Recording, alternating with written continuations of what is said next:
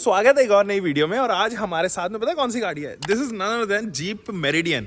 अभी आधी तो तकरीबन 45 लाख के करीब है, लेकिन आज हम इसको बताएंगे कैसे ये एक बेटर ऑप्शन बन सकती है उन लोगों के लिए जो फॉर्च्यूनर, ग्लॉस्टर जैसी गाड़ियां जो है प्लान कर रहे हैं। महिंद्रा की अल्टूरस G4 आया करती थी, बहुत सुपर गाड़ी थी वो, लेकिन फॉर सम रीजन नहीं चल पाई क्योंकि महिंद्रा, मारुति, टाटा ये फ्लैगशिप प्रोडक्ट जब भी लेके आए ना तो वो बहुत ज़्यादा सक्सेसफुल नहीं रहे। हमने ग्रैंड विटारा के साथ में देखा, मारुति सुजुकी जब आई थी, महिंद्रा अल्टूरस G4 के साथ में देखा।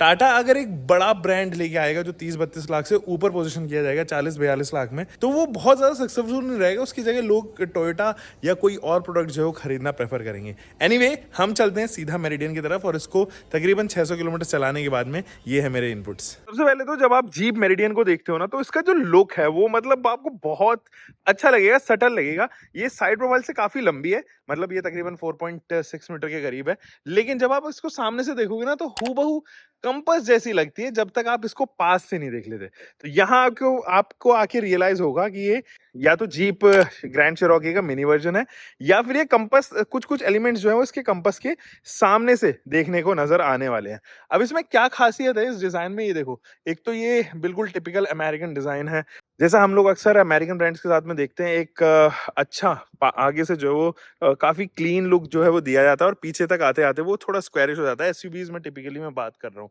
और पीछे आते आते ये कुछ ऐसी जो है वो देखने को नजर आती है। तो पीछे से देखो, यहाँ से आपको एक ग्रैंड शेरोकी की याद दिलाने वाली है और कनेक्टिंग बनाने की कोशिश की गई है। यहाँ से इसकी टेल लाइट में पीछे बाद में आएंगे, लेकिन पहले जो है वो जरूर आगे से चेक करते हैं आगे से ये क्या बता दी। तो देखो, जब आप फ्रंट से देखोगे ना इसको, तो यहाँ से देखो, ये देखो आपको बहुत सारा क्रोम की लेयर्स नजर आएगी। तो सबसे पहली लेयर ऊपर आपको यहाँ पे नजर आएगी आईब्रो के फॉर्म में, फिर एक लेयर इधर जो है वो दी गई है, एंड तीसरी लेयर जो है वो यहाँ पर ऑफर की गई है, एंड चौथी लेयर। तो क्रोम बहुत ज्यादा भर भर के है और इंडियंस को तो खास तौर पे पसंद है यार। मतलब जब भी आप देखोगे इंडियंस को, वो फेमस ही है मतलब क्रोम को लेके इतना ज्यादा। आप करोल बाग मार्केट में जाते हो या किसी भी आफ्टर मार्केट एसेसरी स्टोर पे जाओगे ना, क्रोम तो लगवाएंगे ही लगवाएंगे लोग। तो ये चीज मुझे जरूर लगती है। बाकी ये मैश क्रोम पैटर्न जो है वो इसके ग्रिल पे दिया गया, ये बहुत अच्छा लगता है मुझे पर्सनली। जीप की ब्रांडिंग यहाँ पर आजकल ओईएम जो है वो जनरली यहाँ पर ब्रांडिंग देख रहे हैं, जैसे कि मॉरिस गैराज भी इधर ही ऑफर कर रहा है, BMW, मर्सिडीज तो करता ही आ रहा है बहुत टाइम से, और जीप भी आप यहाँ पर देखोगे। नीचे अगर आप देखोगे 360 डिग्री कैमरा है। यहाँ अगर आप देखोगे तो आपके पास में 2 पार्किंग सेंसर्स हैं यहाँ पे। तो फ्रंट पार्किंग के लिए आपके पास में 2 पार्किंग सेंसर्स है, कोई साइड सेंसर्स एज सच नहीं है। बट यस, डेफिनेटली अगर आप यहाँ से देखोगे तो आपके पास में ना ये बहुत बड़े से टायर ऑफर किए गए हैं। अब ये है तो 18 इंचेस के टायर्स ही, लेकिन 235 प्रोफाइल के टायर है। अब यहाँ से कुछ ऐसा देखो तो टायर प्रोफाइल जो है वो सफिशिएंट इनफ है, अच्छे खासे रोड बम्प्स को जो है वो क्रॉस कर लेते हैं। और यहाँ पे ना एलॉय व्हील अगर आप देखोगे, ये एलॉय व्हील भी काफी पसंद आएंगे आपको। पर्सनली मेरे को तो इस सेगमेंट में काफी अच्छे लगते हैं, मतलब फॉर्च्यूनर के और इसके कंपेयर किए जाए, इवन ग्लॉस्टर के भी कंपेयर किए जाए एनी डे, मेरे को जीप के ये वाले एलॉय व्हील ज्यादा पसंद आएंगे। मेरिडियन की बैजिंग इधर है। बैजिंग आपको बहुत ज्यादा देखने को नजर नहीं आएगी थ्रू आउट द बॉडी। एक तो मेरिडियन की बैजिंग इधर है, एक उस तरफ आई बिलीव होनी चाहिए, और बस पीछे जो है वो आउटलैंडर की बैजिंग आपको देखने को नजर आएगी। बाकी कहीं पर जो है वो मेरिडियन की बैजिंग ऐसा नहीं है। There you go with Meridian's badging here. और अब जरा बात करते हैं ये वाइपर्स। ये वाइपर थोड़े बढ़िया वाइपर है, वैसे नॉर्मल वाइपर्स जो है वो नहीं दिए गए। इनका थ्रो बहुत अच्छा है, जो ये जेट स्प्रे है, और इनका थ्रो बहुत अच्छा है। ये केवल एक पर्टिकुलर पोजीशन में ये वाइड स्प्रेड करते हैं। अब मैं आपको चला के दिखाता हूँ, ये देखो कितने अंदर तक जो है वो पूरे विंडशील्ड पे फोकस कर देते हैं। तो सबसे पहले तो अंदर बैठते हैं और आपको दिखाता हूँ किस तरीके से काम करते हैं। तो ये देखना, अभी तो यहाँ तक मैं इसके ड्रॉपलेट्स देख पा रहा हूँ, नीचे से लेके ऊपर तक, इसीलिए थोड़े से पीछे भी पोजिशन किए गए हैं। हाँ, ORVM है, लेकिन ORVM का डिजाइन तो मुझे पसंद आ रहा है। इसमें टर्न इंडिकेटर भी है, क्रोम भी है, 360 डिग्री कैमरा भी है, बट ये बहुत ज़्यादा बड़े नहीं है। मुझे लगता है कि इसमें एनहांसमेंट ज़रूर हो सकती थी, ये बड़े हल्के से हो सकते थे। यहाँ इसको बाइफरकेट किया गया ताकि ब्लाइंड स्पॉट मॉनिटर भी इजीली हो सके। ये देखो, क्रोम की फिनिशिंग जो है वो मुझे अच्छी लग रही है। कहीं कहीं जगह जो है पैनल गैपिंग कुछ ज़्यादा है, जैसे कि आप यहाँ पर देख पाओगे, तो यहाँ पैनल गैप ज़्यादा है, बट उस तरफ जो है वो पैनल गैप ऐसा कोई शिकायत है नहीं। तो बाकी तो बस इस पार्ट के अलावा मुझे कहीं पैनल गैप की शिकायत भी नज़र नहीं आई। ये हो सकता है कि यहाँ पर किसी वजह से जो है वो कहीं लग गई हो, हल्का सा एक्सीडेंट वगैरह हो गया हो, इस वजह से पॉपअप हो गया। बट देयर आर चांसेस कि हो सकता है उस स्कोप को भी कम कर देते हैं। और यहाँ से जो है वो आप देखो, ये बड़ा सा आपको क्रोम पैटर्न ऑफर होता हुआ नजर आएगा जो आगे तक सबमर्ज होता है। ए पिलर भी आपको पियानो फिनिशिंग के साथ में मिल रहा है, बी पिलर भी पियानो फिनिशिंग के साथ में, सी पिलर भी पियानो फिनिशिंग के साथ में। कोई फ्लोटिंग डिजाइन वाला ऐसा कोई फिलॉसफी यहाँ पे है नहीं।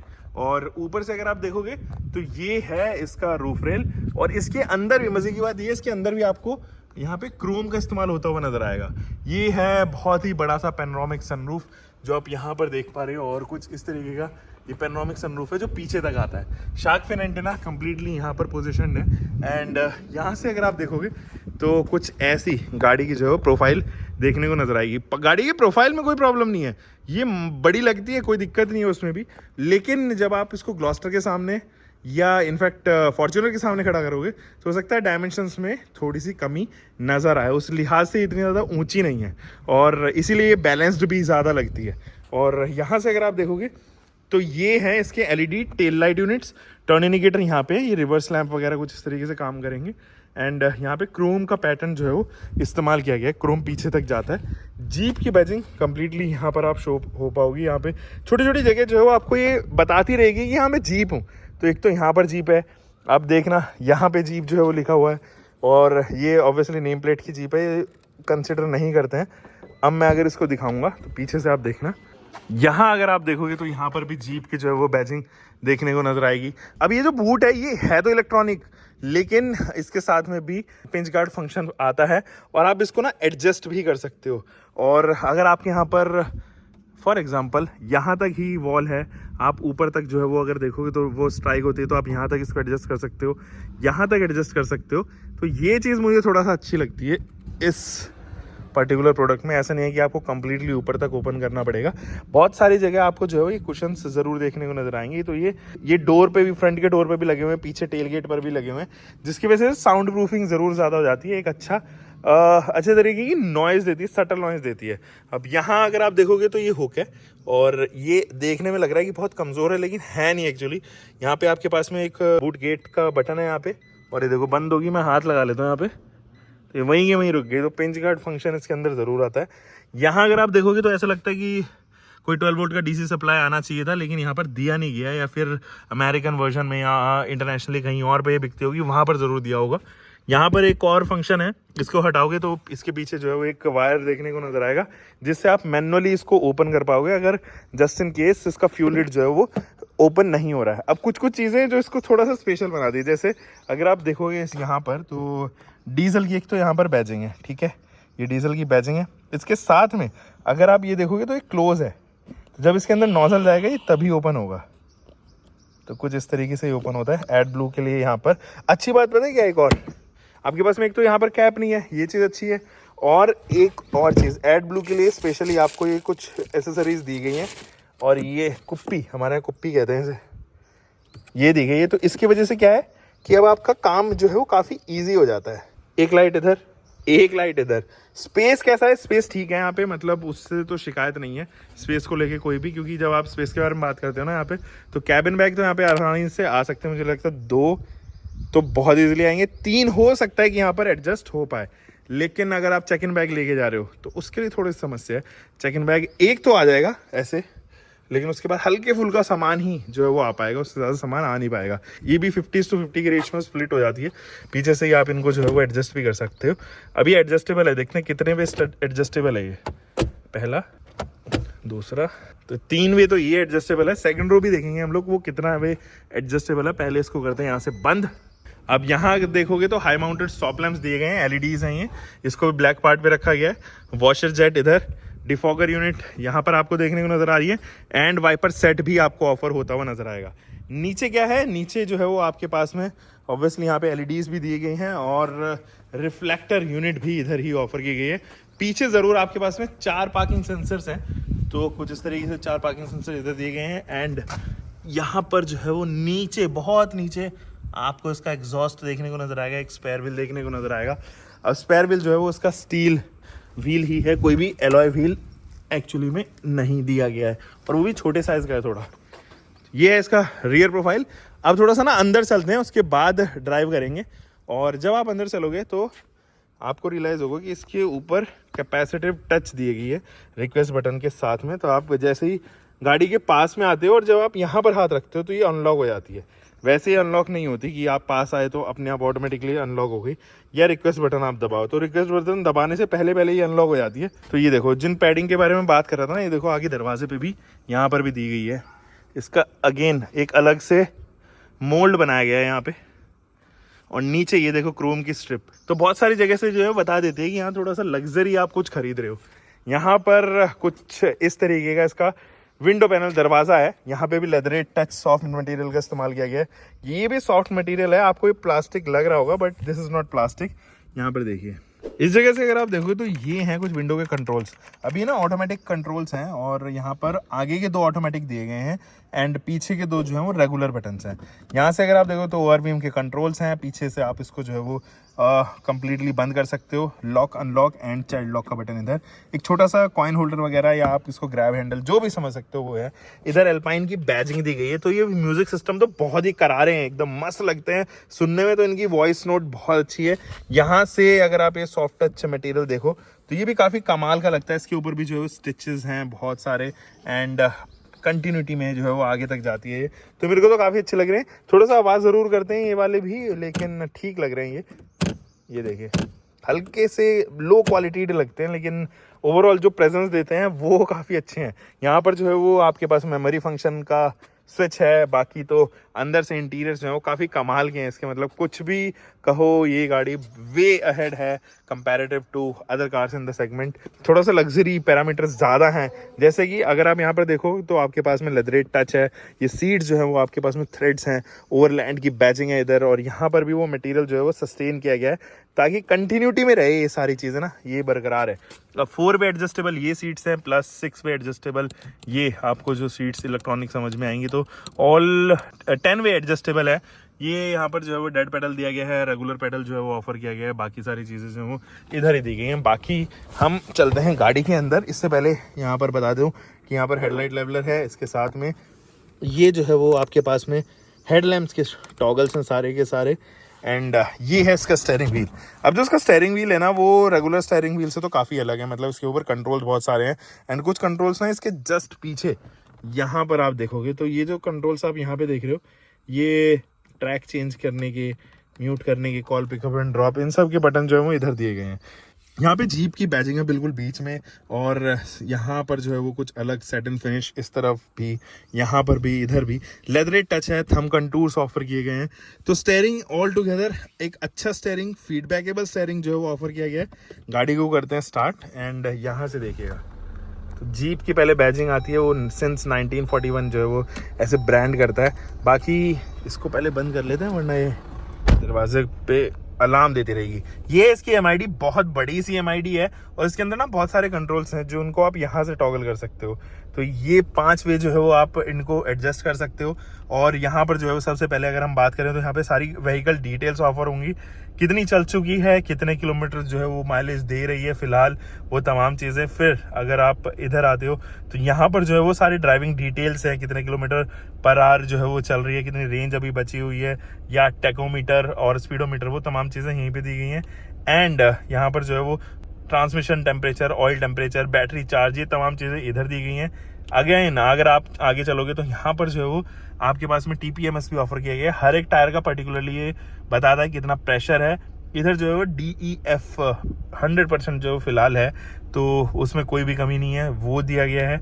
एंड बाकी कुछ इस तरीके से यहाँ पे 5881 किलोमीटर, एंड ये कितने दिन से जो है वो चल रही है, जब से ये रजिस्टर हुई है या जब से ये स्टार्ट हुई है पहली बार, उस दिन के बाद से आज तक के जो है वो सारे डाटा इधर जो है वो रिकॉर्डेड है। अगेन हम बात करते हैं तीसरे पायदान पे, यहाँ पर क्या क्या है। आपके पास में कुछ इस तरीके का जो है थीम है, अलग से आप चेंज कर सकते हो। इसमें नीचे जो है वो टेकोमीटर है, ऊपर स्पीडोमीटर है, बाकी गियर वगैरह एंड बाकी डैशबोर्ड के सिंबल्स यहीं पर देखने को नजर आएंगे।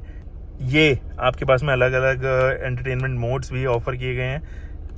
वापस चलते हैं, इधर आते हैं। ऑल राइट, ये सारे तकरीबन मैंने बता दिए।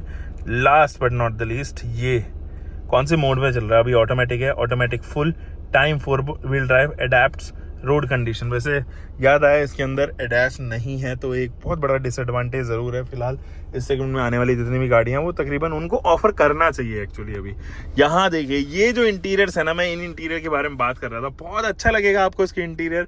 कुछ छोटे मोटे पैटर्न जो है वो इस वाली प्रोफाइल पर भी ऑफर किए गए हैं एंड यहाँ पर भी जो है वो चॉकलेटी, लाइट चॉकलेटी कलर जो है वो, गोल्डन कलर जो है वो इधर ऑफर किया गया है एंड सॉफ्ट टच मटेरियल यहाँ पर है। ऑटोमेटिक का IRPM इधर ऑफर किया गया है और यहाँ पर जो है वो बटन्स वगैरह दिए गए हैं, तो बहुत सारे बटन्स इधर ऑफर किए गए हैं एंड यहाँ पे लैंप्स भी हैं, तो कुछ इस तरीके की लैंप्स इधर हैं, तो ये लैंप्स के टॉगल्स हैं, बाकी सारी चीज़ें यहीं पर हैं एंड एक ये बूट का जो है वो गेट बटन आप यहाँ पर देखोगे तो यहाँ से कंट्रोल कर सकते हो। वो सारी चीज़ें मेरे को काफ़ी अच्छी लग रही हैं। इधर भी अगर आप देखोगे तो एक छोटे से डिस्प्ले इधर है एंड इस डिस्प्ले के थ्रू आप अलग अलग ड्राइव मोड्स पर जा सकते हो। एक पार्क ब्रेक ज़रूर यहाँ पर ऑफर किया गया है एंड यहाँ अगर आप देखोगे तो होल्ड का बटन दिया गया है। दैट मीन्स कि आप इससे क्रॉलिंग फंक्शन जो है वो बंद हो जाएगा। 4 wheel drive hill descent control and 4 wheel drive lock. तो अब अगर आप 4 व्हील ड्राइव लो को एक्टिवेट कर रहे हो, अभी पार्क पे है तो मैं गियर पे डाल देता हूँ एंड अभी एक्टिवेट हो जाएगा, तो उसके बाद ही आप हिल डिसेंट कंट्रोल एक्टिवेट कर सकते हो। ये वरना नहीं होगा कभी भी। जैसे कि मैं यहाँ से ऑफ कर देता हूँ तो अभी एक्टिवेट नहीं होगा, तो पहले आपको 4 व्हील ड्राइव लो एक्टिवेट करना पड़ेगा, तब जाके ये होगा। अगेन यहाँ पर जो है वो क्लाइमेट कंट्रोल है, डुअल जोन क्लाइमेट कंट्रोल दिया गया है। AC ठंडा है, थोड़ा सा टाइम ज़रूर लगा देता है, लेकिन एक बार जब ये ठंडा हो जाए तो उसके बाद कोई प्रॉब्लम आती नहीं है। स्क्रीन का बटन इधर है, तो अगर आप स्क्रीन देखो तो यहाँ से ऑफ कर सकते हो। मैं जैसे ही इसको टच करूँगा तो ये अगेन एक्टिवेट हो जाएगा। और ये जो इंफोटेनमेंट सिस्टम है ना, इसके अंदर बहुत सारे फंक्शन हैं। जैसे कि आप यहाँ पर देखोगे तो ये शॉर्टकट्स वगैरह बने हुए हैं। आप चाहो तो यहाँ पर डिवाइस ऐड कर सकते हो और मैनेजर एक जो है वो यहाँ पर ऑफर किया गया है। अगेन यहाँ पर इसको जो है वो शॉर्टकट के तौर पे आप इस्तेमाल कर सकते हो, तो ये कस्टमाइजेबल है ये वाली स्क्रीन, तो आप चाहो तो कुछ और इस पे ऐड ऑन कर सकते हो। तो ये चीज़ मुझे ज़रूर अच्छी लगती है यहाँ पे। जैसे मुझे क्लाइमेट का भी यहीं पे ऐड करना है तो यहाँ पर मैं ऐड कर सकता हूँ। अभी क्लाइमेट का हो गया, मुझे नहीं चाहिए कि मैं यहाँ पे इंफोटेनमेंट सिस्टम, मुझे कुछ और शॉर्टकट्स ऐड करने हैं तो मैं यहाँ पर और छोटे मोटे शॉर्टकट्स जो है वो ऐड कर सकता हूँ। जैसे कि मैं ऐप को ही ऐड कर सकता हूँ, या फॉर एग्जाम्पल मैं अपने घर का रूटीन जो है वो यहाँ से सेट कर सकता हूँ। रूट या वेंटिलेटेड सीट्स में ड्राइवर की वेंटिलेटेड सीट सेट कर सकता हूँ। तो वो तमाम चीज़ें जो है वो यहीं पर दी गई हैं। तो आप होम पे दबाओगे तो ये शॉर्टकट्स एंड ये डिवाइसेस वगैरह जो है वो सब दिए गए हैं। मीडिया कंफर्ट पे अगर आप आओगे तो क्लाइमेट कंट्रोल यहाँ पर एक्टिवेट हो जाएगा। आप वेंटिलेटेड सीट यहीं से एक्टिवेट कर सकते हो। तो ये थोड़ा सा मैं कहूँगा फिजिकल बटन ऑब्वियसली एक मैंडेटरी चीज़ होती है। मुझे ऐसा लगता है जब आप फिजिकल बटन देते हो तो थोड़ा कन्वीनियंस ही एड ऑन हो जाती है, बट जब ये स्क्रीन के साथ में प्ले करने की बारी आ जाती है ना, तो इंसान को थोड़ा डिस्ट्रैक्शन ज़रूर होता है। वेंटिलेटेड के सीट सही है, लेकिन इसके लोअर पार्ट पर ही जो है वो ज़्यादा फोकस्ड है। जो इसकी वेंटिलेटेड सीट्स हैं ऊपर तक या यहाँ तक ठंडा या आपके हिप वाले पार्ट को या अंडर थाई वाले पार्ट को जो है वो ज़्यादा ये हिट नहीं करता, तो वो एक ज़रूर ड्रॉबैक है। बाकी इसमें ना हल्की हल्की आवाज़ आती है, आप देखोगे, और ये चलते टाइम और भी ज़्यादा बढ़ जाती हैं। कहीं इधर से क्लिटर आता है, उधर से भी कभी कभी क्लिटर आता है, तो फिर वो चीज़ ज़रूर लगता है। ये देखिए ये बहुत बड़ा सा है and the best part is यहाँ से जो है वो आप ट्रैक भी कर सकते हो अगर आपके पास में विंडो एरिया जो है वो बहुत ज़्यादा कवर नहीं कर पा रहा है, तो ये चीज़ मुझे अच्छा लगता है। अगेन यहाँ से अगर आप देखोगे तो आपके पास में एक मिरर है, बट यहाँ पर लाइट क्यों एक्टिवेट नहीं हुई है, कि बटन है क्या? नहीं, यहाँ से लाइट एक्टिवेट नहीं हो रही है। आई होप कि इधर भी कुछ ऐसा ही हो। यहाँ पर अगेन यहाँ पर भी जो है वो लाइट एक्टिवेट नहीं हो रही है, मुझे लगता है कि कुछ फ्लॉ है, तो इसको करते हैं फिलहाल बंद। ये जो सीट्स हैं अगेन बहुत कंफर्टेबल सीट्स हैं, लग्जरी रीडिफाइन कर देती हैं ऐसा लगता है। बहुत सारे पैटर्न है इसके ऊपर, अगर आप देखोगे तो हेक्सागोनल पैटर्न्स भी देखने को नजर आ रहे हैं। ग्लव बॉक्स है और इस ग्लव बॉक्स के अंदर जो है कोई भी कोल्ड सिस्टम मुझे तो नजर नहीं आ रहा है, और बड़ा है काफी, लेकिन बहुत बड़ी चीजें इसके अंदर आप नहीं रख सकते हो। अगर फाइल वगैरह रखने जाते हो तो वो सब चीजें इसके अंदर जरूर नहीं आ पाएंगी। बाकी क्लाइमेट कंट्रोल है, इसके अंदर भी कोई लैंप वगैरह नहीं है, ऑटो डिमिंग का फंक्शन कंट्रोल या SOS का बटन जो है वो तमाम चीज़ें इसके अंदर नहीं आती हैं। और सबसे इम्पोर्टेंट बात इसके अंदर नहीं आता है क्या, इसके अंदर आपको ADAS नहीं दिया गया है।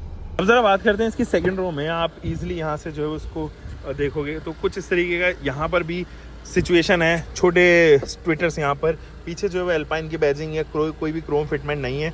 बॉटल होल्डर छोटी है, बहुत ज़्यादा सामान आप नहीं रख सकते हो, ऐसा कुछ पोजीशन भी जो है वो नहीं दी गई है। Grab handle again soft material and वो लेदरेड टच, वो उस तरीके का मटेरियल जो मैंने आपको बताया था। अब ये सीट्स पर भी वैसा ही मटेरियल जो है वो इस्तेमाल किया गया है। सीट्स काफ़ी कंफर्टेबल है यहाँ पर भी, एंड ये भी जो है वो एडजस्टेबल सीट्स हैं। आप चाहो तो इनको 3 वे एडजस्ट कर सकते हो। और बीच में भी जो है वो हेडरेस्ट दिया गया है एडजस्टेबल, तो ये भी काफ़ी अच्छा लगा मुझे।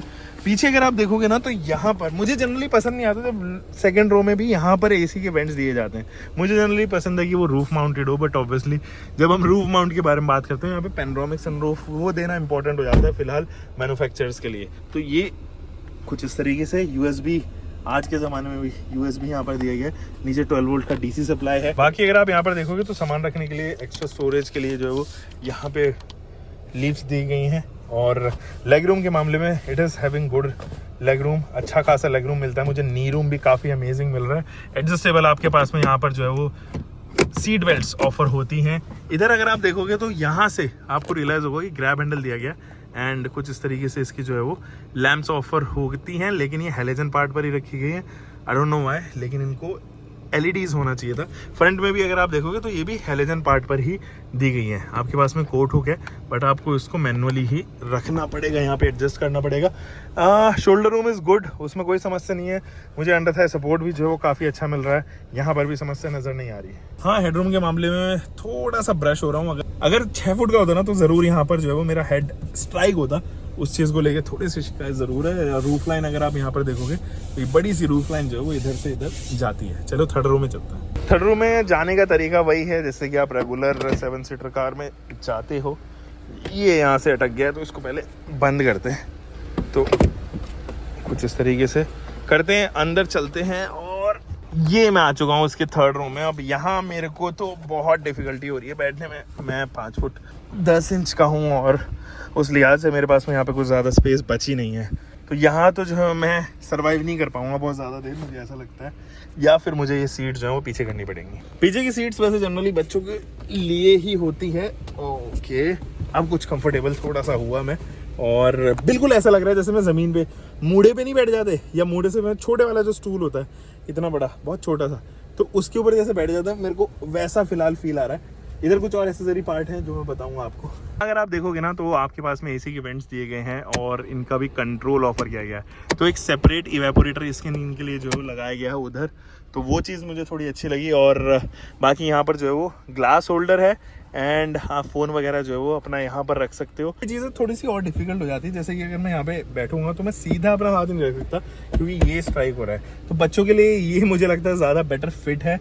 एरिया बहुत अच्छा है, ये वाला जो आप एरिया देखोगे तो ये काफ़ी बड़ा सा है, तो रूमीनेस ज़रूर जो है वो बरकरार रहती है यहाँ पे गाड़ी के अंदर। इस गाड़ी के अंदर बैठते ही ना आपको ये तो रियलाइज हो जाएगा कि ये थोड़ी लग्जरी गाड़ी है, लग्जूरियस लगती है अंदर से। मतलब ऐसा नहीं कोई रेगुलर गाड़ी है, ऐसा टोयोटा फॉर्च्यूनर के अंदर वो लग्जरी फैक्टर अभी भी मिसिंग है।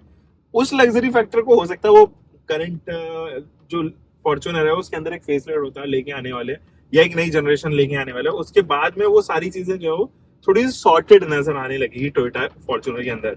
बट क्योंकि अभी मार्केट में कुछ पता नहीं है कब आएगी नई वाली फॉर्च्यूनर, कब नहीं आएगी, इसलिए ये अभी जो वहां पर पोजीशन है। अब अगर आप देखोगे तो इंटीरियर्स इसके लिटरली काफी लिट लगते हैं, और यही रीजन है कि मुझे ये गाड़ी पसंद भी आती है। मटेरियल क्वालिटी वाइज हो, सॉफ्ट टच मटेरियल हो, लेदर टच हो, अलग अलग जगह सॉफ्ट मटेरियल हो का इस्तेमाल किया गया है, जिसकी वजह से गाड़ी बेहतर बन जाती है। एक वैल्यू फॉर मनी पैकेज बनती हुई नजर आती है। आती डीजल में ही है, पेट्रोल में आती नहीं है। पेट्रोल वैसे भी डिसकंटिन्यू कर रहे हैं वो लोग, उन्होंने जीप ने जो है वो यहाँ पे कंपास के अंदर से भी पेट्रोल हटा दिया, तो वो चीज थोड़ा लगता है। लेकिन एनीवे अब इस इंजन के बारे में बात करेंगे। लेकिन जैसे मैं गाड़ी में बैठा ना, अभी ये 2 साल पहले जो लॉन्च हुई थी देखो, तो गाड़ी तो रिफ्रेश है, लेकिन जैसे मैं बैठा अंदर तो मेरे लिए तो इसने सीट बेल्ट रिमाइंडर दिया, बट पीछे के पैसेंजर्स के लिए, क्योंकि पीछे कैमरामैन भी है, वहां पर जो है वो कोई भी ऐसा सीट बेल्ट रिमाइंडर नहीं है। यहाँ पर नोटिफिकेशन भी नहीं है इनफैक्ट उनके लिए, तो वो मुझे जरूर लगता है कि एक सीट बेल्ट रिमाइंडर या एटलीस्ट सीट बेल्ट रिमाइंडर नहीं है, तो यहाँ पर जो है वो एक कुछ इस तरीके से कर दिया जाए कि नोटिफाई होता रहे MID पे। तो वो छोटा सा काम है, बहुत बड़ा काम है नहीं। स्क्रीन काफी अच्छी है, और मैं चाहूँ तो इस स्टीयरिंग को अलग अलग एंगल पे सेट भी कर सकता हूँ, रैक एंड रीच पोजीशन कर सकता हूँ। तो फिलहाल मैं इसको टॉप पे कर देता हूँ। चलती गाड़ी में वैसे आप कभी करना मत ऐसे। एनीवे यहाँ पर जो हो गया है, अभी फिलहाल जरा बात करते हैं और चीजों के बारे में। एक तो इसका स्टीयरिंग फीडबैक जो है वो, मैं कहूंगा स्टीयरिंग फीडबैक ठीक है, बट थोड़ा सा हार्डर एंड पे है। वेट इनिशियल स्पीड पर भी बहुत ज्यादा है, तो वो कहीं ना कहीं फटीग का कारण बन सकता है over the period of time. जब आप लंबे सफर पे चल रहे हो, जब आपको चलना ही 500-600 किलोमीटर है, तब आपको लग सकता है यार काश ये थोड़ा जो है वो सॉफ्ट होता तो मजा आ जाता। तो ये स्टीयरिंग के ऊपर थोड़ा सा काम किया जा सकता है। बाकी आज जब आप इसको रोड पे चलाओगे, हायर स्पीड पे चलाओगे, वहां पर थोड़ा सा सटल फील होने लग जाता है, बट अगर आप सिटी में चला रहे हो तब ये स्टीयरिंग में थोड़ा सा वो है। अब ये इंजन जो है वो एक 2.0 लीटर का इंजन है। ये वही इंजन है जो कंपास में आता है, हेक्टर के अंदर आता है, सफारी हैरियर के अंदर आता है, एंड फाइनली जीप मेरिडियन के अंदर भी यही दिया है। ये इंजन बढ़िया है, इसके अंदर पावर बहुत अच्छी है, 170 पीएस प्रोड्यूस करता है, 350 न्यूटन मीटर का टॉर्क है। इसके साथ में जो ऑटोमेटिक ट्रांसमिशन लगा है वो भी कमाल करता है, काफी अच्छा परफॉर्मेंस है उसकी भी। ये इंजन के साथ ना इशू केवल वोकल है। वैसे तो यहाँ पर जीप ने काफी कोशिश की कि इंसुलेशन वो लगा के रखे, काफी अच्छे से इंसुलेट किया, but still diesel being diesel वो तो अपने नेचर को नहीं छोड़ सकता ना। अब ये देखो, मैं अभी फिलहाल 40 की स्पीड पे चल रहा हूँ, एंड 60-70 पहुंचते पहुंचते आपको रियलाइज होगा कि वोकल जो है वो ज्यादा हो रहा है और अंदर तक आवाज आ रही है।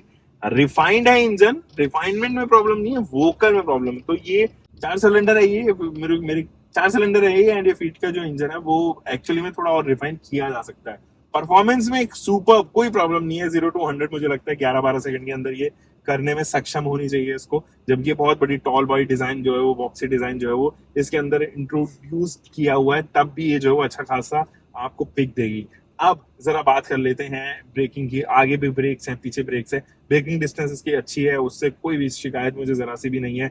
वहां उस वाले पार्ट को तो छोड़ दो। हेडलैम्प यूनिट की बात की जाए तो प्रोजेक्टर हेडलाइट सेटअप है, और वो रात में ना बहुत अच्छा थ्रो देते हैं, तो कभी भी मुझे परेशानी हुई नहीं इसको 600 किलोमीटर चलाने के बावजूद भी कि मेरे को कहीं पर लगाओ कि यार ये इशू जरूर बरकरार है। सीट्स एडजस्टेबल है, आप किसी भी एंगल में जो है उसको एडजस्ट कर सकते हो। लंबार सपोर्ट भी यहाँ पर ऑफर किया गया है, तो लंबार सपोर्ट ना केवल ड्राइवर सीट पे, बट यहाँ पर भी जो है आपके पास में लंबार सपोर्ट ऑफर किया गया है, यानी कि को ड्राइवर सीट पर भी लंबार सपोर्ट ऑफर किया गया है। तो वहां पर कटौती नहीं गई है, तो एडजस्टमेंट जरूर है आपके पास में हर एक जगह पर।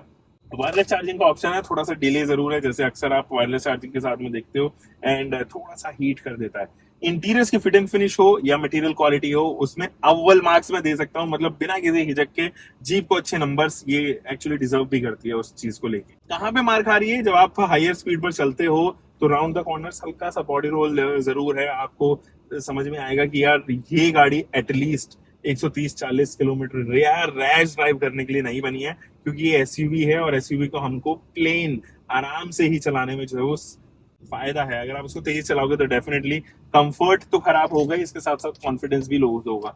तो इसके साथ में भी वही है, वो डीएनए जो है वो एसयूवी की जा नहीं सकते हैं, बुलेट फ्रेम के जो है वो डीएनए जा नहीं सकते हैं, तो वो चीज इसके साथ में भी बरकरार रहती है। सस्पेंशन काफी गजब के हैं, मतलब उसमें किसी भी प्रकार की इंजीनियरिंग फॉल्टेज नहीं है, मैं नहीं कह सकता हूँ। अच्छे टायर्स हैं, रोड ग्रिप जो है वो काफी बेहतरीन है, एंड टायर में ग्रिप होने की वजह से ये भी देखोगे इसकी स्टेबिलिटी हल्की बेटर है इस सेगमेंट में आने वाली और गाड़ियों के साथ में। वो शायद इससे भी हो सकता है क्योंकि इसकी हाइट कंपैरेटिवली थोड़ी मुझे कम लगती है इस सेगमेंट में आने वाली और गाड़ियों के कंपैरिजन में। ग्लॉस्टर है या फिर फॉर्च्यूनर है, अल्टूरो G4 जो पहले आया करती थी, वो समस्या उनके साथ में अभी भी है। Visibility is good. फ्रंट में अगर आप देखोगे तो यहाँ पर मुझे विजिबिलिटी है, मेरे को बोनेट भी विजिबल है, बट किसी भी सिडैन या फिर मैं कहूँ सी सेगमेंट कार की तरह जो है वो बोनेट उतना ही विजिबल है। अनलाइक आप फॉर्च्यूनर ग्लॉस्टर में देखोगे बहुत आगे तक जो है वो उसका बोनेट विजिबल होता है, वो इसके साथ में केस नहीं है। ओआरवीएम के ऊपर थोड़ा सा काम किया जा सकता था, उसका डिजाइन तो अच्छा है, लेकिन उसको स्लीक करने की वजह से उसको ओआरवीएम का जो व्यू है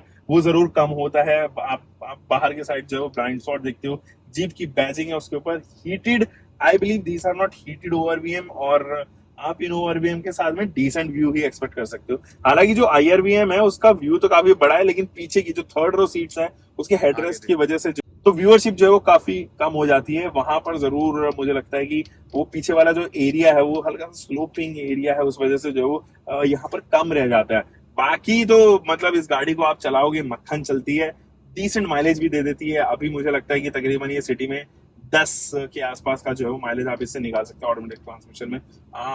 ऑब्वियसली अगर आप हाईवे पे चलोगे तो ये नंबर जो है वो इंक्रीज होता हुआ 13, 14, 15 के आसपास सेटल होना चाहिए। 15 से ऊपर थोड़ी सी डिफिकल्टी होगी।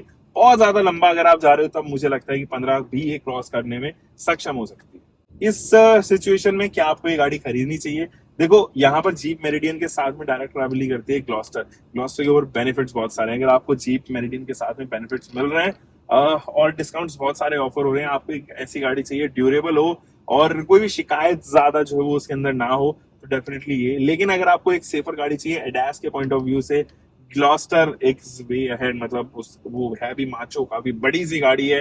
उसके पास में जो है एडास जैसे फीचर्स हैं उसके पास में, और बहुत सारे फीचर्स हैं जो आपको अच्छे लगेंगे।